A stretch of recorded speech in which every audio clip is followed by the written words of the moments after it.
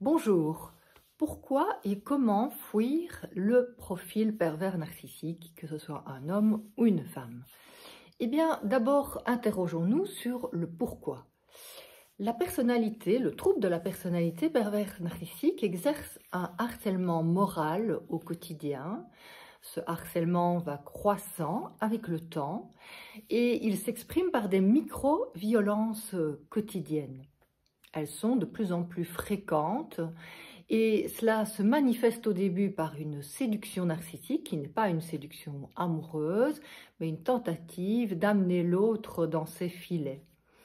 Le love bombing, qui est cette séduction narcissique, est réservé au début de la relation car il vise uniquement à hypnotiser la proie pour l'attirer à soi. Ensuite, une fois la proie ferrée, par un contrat qui rend difficile la fuite, eh bien, sa prise de pouvoir se manifeste par des micro-violences répétées, que ce soit sur le plan conjugal, familial, amical, professionnel ou parental. Les micro-violences sont par exemple des violences verbales qui sont par exemple le dénigrement. Tu es fou, tu es folle, tu es une porte de prison, etc. Ou bien c'est de la culpabilisation répétée, du genre « si notre enfant est difficile, c'est à cause de toi ». Si l'entreprise va mal, c'est de ta faute. Ou bien ce sont des menaces. Si tu pars, tu ne reverras plus nos enfants. Si tu fais ce choix d'études, tu n'es plus mon fils. Il exerce aussi du chantage affectif. Je me sacrifie pour toi, alors fais ce que je te dis. Il impose le silence radio comme représailles en cas de résistance. Il méprise ou il exprime un regard haineux, une moue de dégoût, si on s'oppose à lui.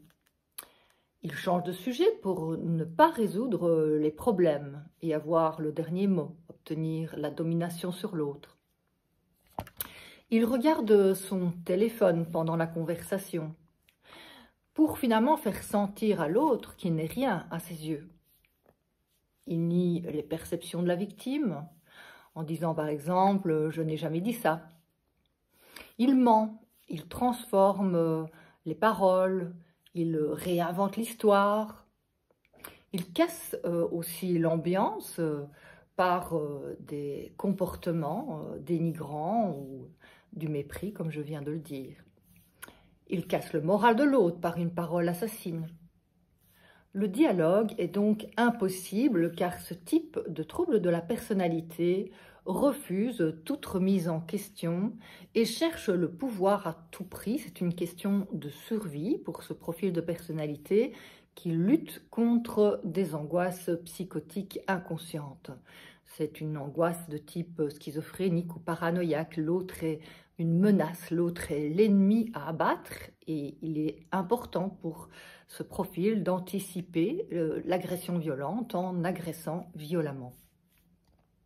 Donc l'autre n'existe pas, c'est une menace, il faut absolument l'annihiler. Et c'est un instrument aussi pour son pouvoir, pour sa toute-puissance. Il humilie aussi la victime en l'infantilisant, en lui faisant faire des tâches inappropriées pour son âge, pour son statut, ses compétences. Il l'isole aussi pour maintenir son emprise et il la détruit ainsi à petit feu en exploitant ses ressources. Il la perçoit comme une menace à sa toute-puissance plutôt que comme une personne libre et autonome. Donc rester dans l'emprise, c'est s'enfermer dans une prison relationnelle parfois dorée, mais c'est une prison quand même.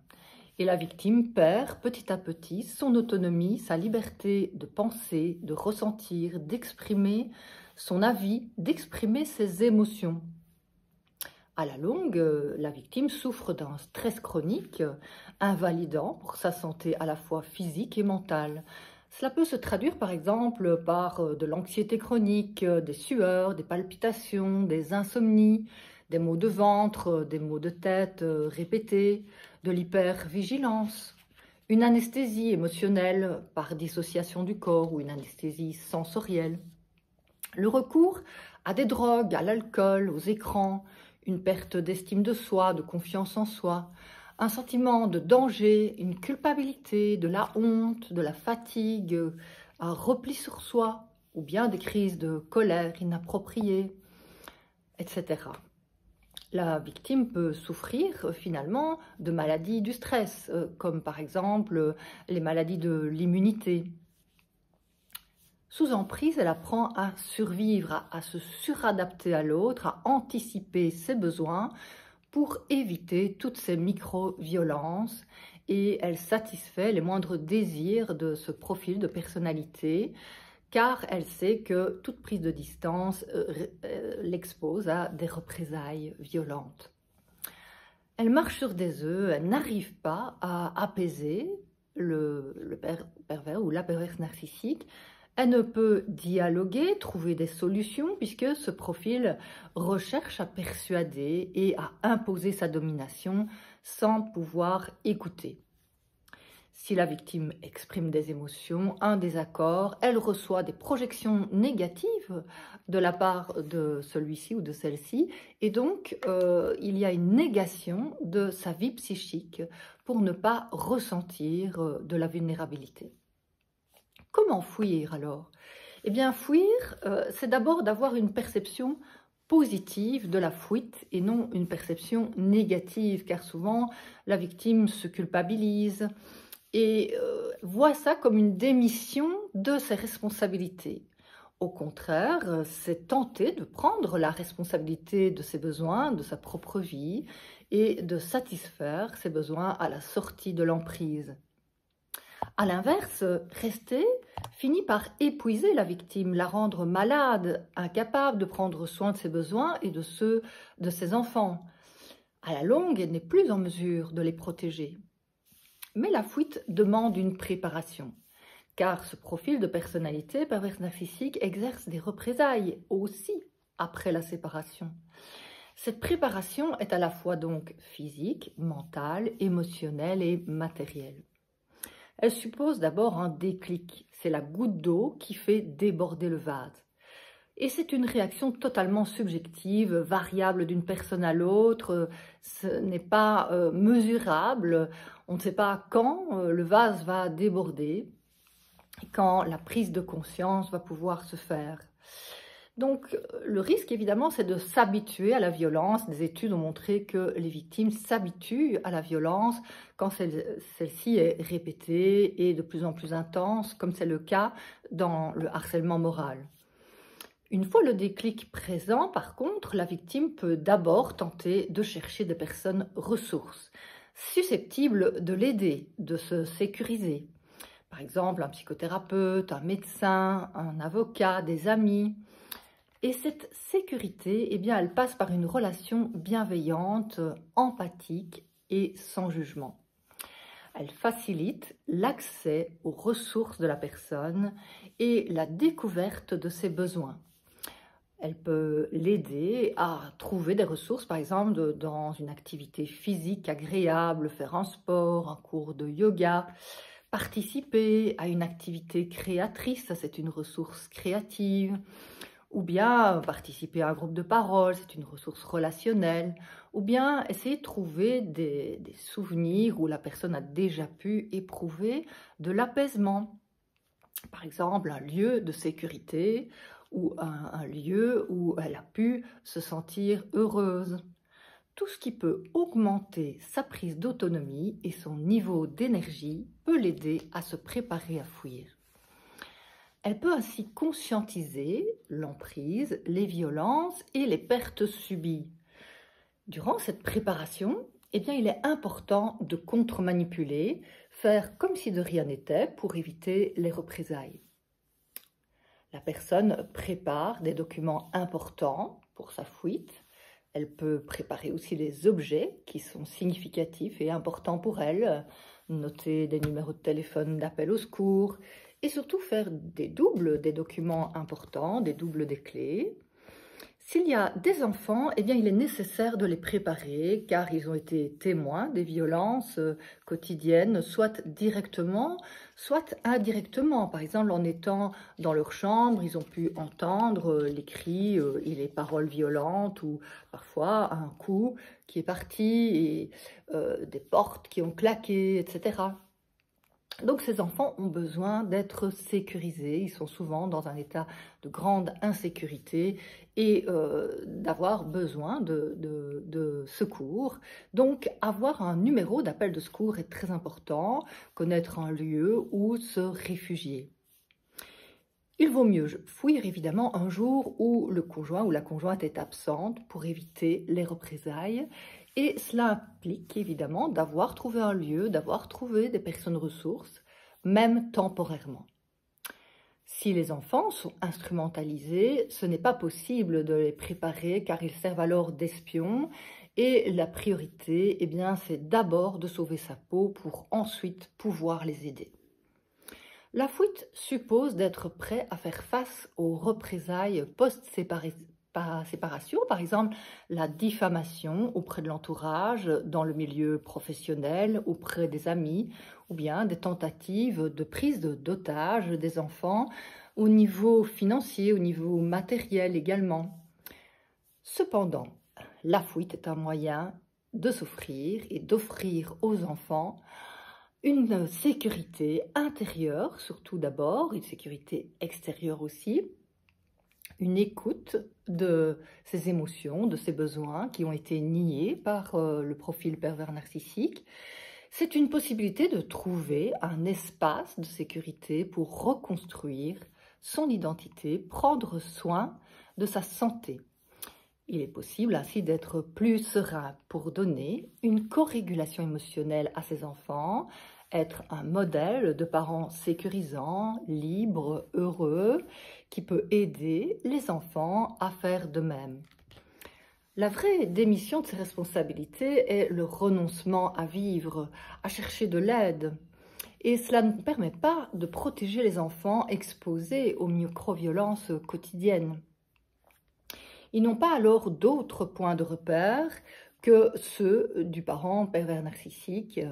Ils risquent alors de s'identifier à celui-ci comme modèle fort et en adoptant ses croyances, ses pensées, ses comportements.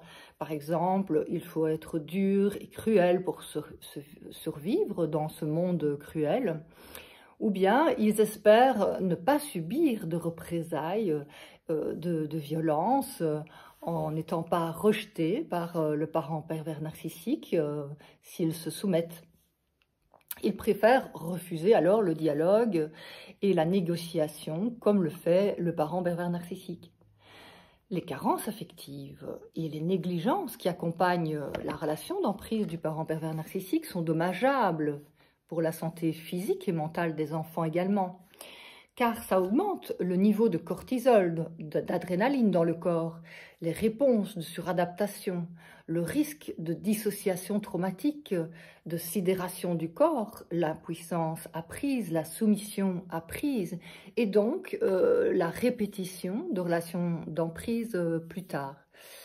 Donc, accepter de rester pour les enfants ne sauvera pas ceux-ci, comme il est impossible également de sauver son conjoint pervers narcissique, ce que certaines victimes, beaucoup même, essayent de faire pour, par empathie, venir en aide à l'enfant intérieur du parent pervers narcissique qui a été détruit dans son enfance d'une manière ou d'une autre, instrumentalisé par son propre parent. L'enfant resté sous emprise avec le parent pervers narcissique risque de reproduire à l'âge adulte ce genre de situation comme victime, ne sachant pas faire la différence entre ce qui est acceptable et ce qui ne l'est pas, car il a été exposé quotidiennement à des micro-violences qui ont été banalisées, minimisées. Il a été exposé à des abus émotionnels, à des abus parfois sexuels, et donc à de la manipulation qu'il ne peut pas comprendre quand il est jeune et repérer. Donc fuir, c'est créer petit à petit un lien de sécurité, un lien de sécurité avec soi, mais aussi avec son entourage, avec les enfants, et cela permet de recréer un espace de vie sécurisant. Donc, il est possible, dans cet espace de sécurité, eh bien, de dialoguer avec soi, de dialoguer avec les parties de soi qui ont été des mécanismes de survie utiles au moment des traumatismes durant l'emprise, mais qui finalement deviennent invalidants pour la victime parce qu'ils créent et qu'ils maintiennent un état d'insécurité. Et donc, ce dialogue interne avec les parties peut se faire à partir du moment où il y a des conditions extérieures favorables et cet espace de vie est favorable à ce dialogue intérieur. Mais c'est aussi possible alors de créer plus aisément un dialogue avec ses enfants quand on est soi-même plus en sécurité, qu'on a soi-même des ressources pour s'apaiser et ensuite apaiser les enfants. On est plus alors à même aussi d'écouter ses propres besoins et d'aider les enfants à identifier leurs besoins. Quand je dis besoins, c'est bien sûr les besoins fondamentaux et non les désirs. Dans les besoins fondamentaux, on a par exemple le besoin d'amour, de sécurité, le besoin de reconnaissance, de respect, de justice, le besoin d'appartenance, le besoin d'harmonie, le besoin de liberté, le besoin d'être soi-même. Et donc, tous ces besoins sont niés par le profil pervers narcissique et les enfants, en général, qui ont subi cette emprise durant des années, ne les connaissent pas. Et donc, après l'emprise, il est possible de prendre du temps pour soi, de prendre du temps pour s'intérioriser, aider les enfants à découvrir leurs sensations, leurs émotions, leurs besoins. Par exemple, s'il s'agit du besoin de sécurité, demander à l'enfant, avant de s'endormir, tiens, de quoi tu as besoin? Qu'est-ce qui peut t'apaiser pour mieux dormir? Et donc, ça aide aussi à avoir un point de vue plus positif, à réduire l'hypervigilance si on a cet espace de sécurité, ces ressources. Et cette hypervigilance permet de se reconstruire petit à petit plutôt que de mettre le focus sur le négatif, ce qui est le cas évidemment quand on est en danger. C'est un mécanisme de survie utile lorsque l'on est en danger, mais qui n'est plus nécessaire si l'on a fui et qu'on a retrouvé un état de sécurité. Bien sûr, si vous voulez en savoir plus, vous pouvez lire mon livre « Les pervers narcissiques » dans la collection « 100 questions-réponses » aux éditions Ellipse ou dans la collection « Récits et témoignages ». Vous pouvez également lire « Les victimes de pervers narcissiques, guérir le traumatisme ». Si vous avez aimé cette vidéo, je vous propose de mettre un j'aime sous la vidéo et je vous souhaite une bonne journée.